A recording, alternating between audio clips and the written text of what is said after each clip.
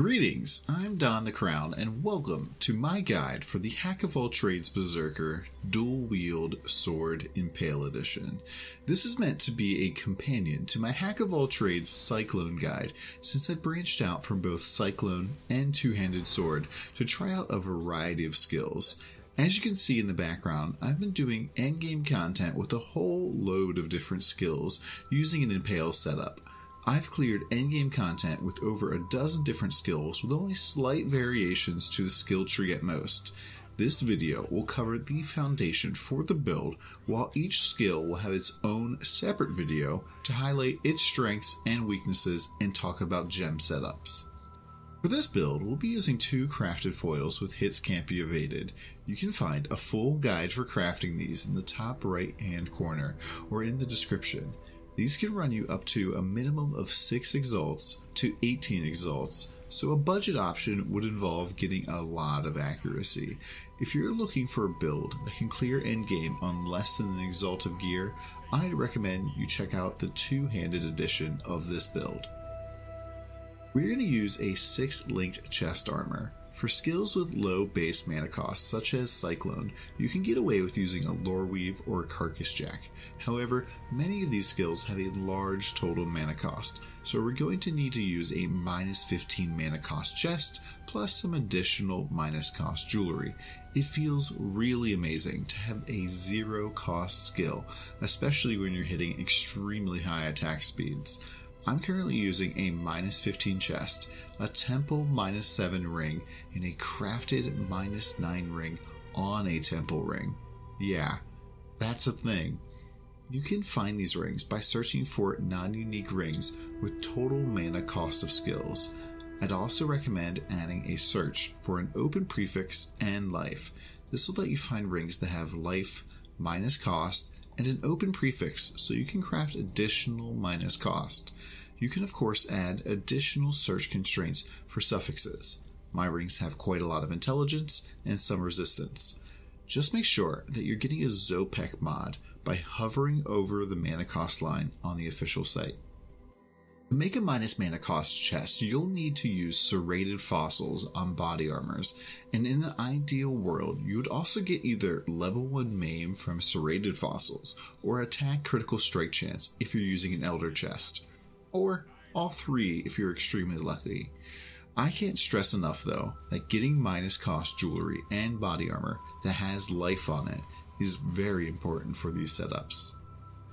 After that, your helmet, gloves, boots, and belt should all be high life while filling in resists or stats that you need. For helmets, if you want, you can craft with jagged fossils until you hit high life, the 9% increased physical damage taken modifier, and other good rolls. I personally use the Blood Rage attack speed enchant. However, if you have your heart set on a specific skill, you can use potentially one of those enchants. For gloves, attack speed and flat physical damage are both really nice. On your boots, unless you plan on playing Cyclone, you do not need movement speed at all. This should drastically reduce the budget of getting nice boots. The best enchant for your boots is probably the attack and cast speed if you've killed recently. For jewels, focusing on crit multi is nice. However, a lot of the basic tree nodes outscale everything but extremely expensive jewels, so I don't use many. A Watcher's Eye with the line Impales you inflict lasts 2 additional hits while using Pride is extremely nice, and I highly recommend getting yourself one of these. Just remember to recalculate your Impale damage for having 7 stacks as opposed to 5. Speaking of Impale calculations, currently PoB does not support Impale or close combat. I use a custom jewel here to calculate the damage increase that Impale should provide. This is not something that you can find in the game. It is only to make PoB work correctly. Hopefully PoB gets Impale support soon.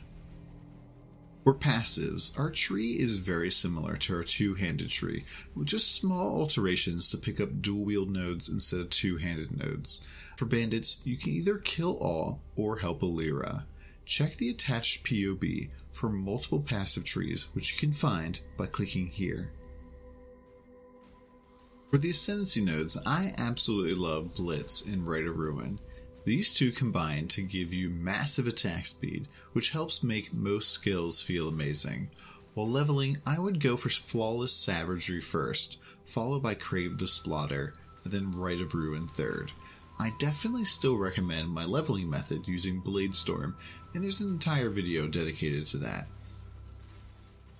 For skill gem setups, each individual skill has its own unique setup. However, we'll be using the same setups for our non-main skills. For auras, I'm using Pride, Dread Banner, Blood and Sand, and Flesh and Stone supported by main. If you don't have hits can't be evaded on both your weapons, drop Blood and Sand for Precision Aura to help out with the accuracy. You'll want to get as close to 100% as possible. For utility, we'll use Blood Rage to generate charges and give us more attack speed, Berserk for rage burst damage and defenses, Steel Skin for some on-demand bonus HP, and Leap Slam faster attacks Fortify to move around. If you have Fortify in your main damage setup, you can replace it with Endurance Charge on melee stun. Note, you do not need Blood Magic here, since we have so much reduced cost of skill. It should be a free Leap Slam.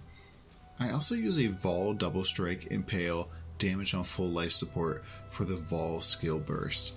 If you don't want to use this, you can potentially free up enough sockets to wear Comb's Roots if you're looking to get freeze and slow immunity and bump up your life. Lastly, I use a cast with damage taken setup of Assassin's Mark and Cold Snap at low level to help generate power charges and chill enemies. Also, getting Assassin's Mark on bosses is kind of nice for the damage. And that's it for the base guide. I'll be putting out videos about the different main skills, so keep an eye out for that. Also, this guide only covered a pure physical damage setup and won't work with any attacks that convert its damage. I may have time to do a non-pure Fizz variant, but that might have to wait until next league. Let me know what skills you're most excited about down in the comments below.